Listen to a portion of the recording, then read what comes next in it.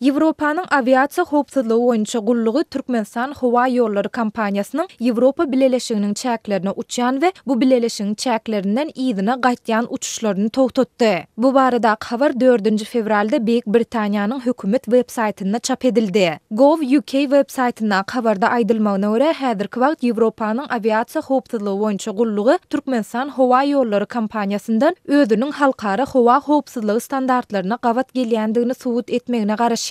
Ýöne bu standartlaryň nämeleri öz içine alýandygy häzirlikçe aýdyňlaşdyrylmaýar. Bu kararyň netijesinde Türkmenistan howaýollary kompaniýasynyň Beýik Britaniýa bilen Türkmenistanyň arasynda uçuşlary amala aşyrmagyna ruhsat berilmeýär diýilip Britaniýanyň hökümet websaýtynda aýdylýar. Habarda Türkmenistan howaýollary kompaniýasy bilen syýahat etmegi gözüňünde tutan ýolagçylara bu howaýollary gullugy bilen habarlaşmak maslahat berilýär. Britaniýanyň Independent neşri Ýewropa Bileleşiginiň Türkmenistanyň howaýollary kompaniýasyna gadançylyk girmegi netijesinde müňlerçe Britaniýa ýolagçysynyň uçuşlarynyň goýup bolsun edilendigini ma'lum etdi. Neşir bu ýolagçylaryň sanynyň 5000-e barabardygyny çaklaýar. 4 fevralda çap edilen habarda Türkmenistanyň howaýollary kompaniýasynyň Aşgabatyň üssü bilen Heathrow we Birmingham aeroportlaryndan Delhi we Amritsar şäherlerine uçuşlary amala aşyrandygyna üns çekilip, munyň Beýik Britaniýa bilen Hindistanyň arasyndaky esasy köp gatnawly uğurlaryň biridi bellenilýär. Gadançylyk aradan aýrylýança ýa-da Beýik Britaniýa Ýewropanyň Awiasiýa howpsuzlygy boýunça gullugynyň düzgünlerini berjä etmegi besedýänçä Türkmenistan howaýollary kompaniýasynyň duşanbe güni 5:40-da Birmingham aeroportunda amala aşyrmaly uçuşy şol sanda beýleki ähli operasiýalary goýup bolsun edildi diýilip neşiriň habarynda nöwtalýar. Aýdylmagyna görä Türkmenistan howaýollary kompaniýasy her hepde Aşgabada Birminghamdan 5, Heathrow'dan 1 uçuşy amala aşyrýardy. Kompaniýa dürli uçurlar şol sanda 27 ýaşyndaky Boeing 757 uçary arkaly uçuşlary ýerine ýetirýär. Ýakynda Heathrow'dan we Birminghamdan amala aşyrylan reisler Boeing 737-800 uçurlar arkaly ýerine ýetirildi. Bu uçurlar 3000 mili öz içine alýan uçuşlarda aralyk boýunça kesitlenen çäklendirmelere ýakynlaşýar diýilip Independent neşri ýazýar. Şol bir wagtda neşir Sowet Soýuzy dargandan soňra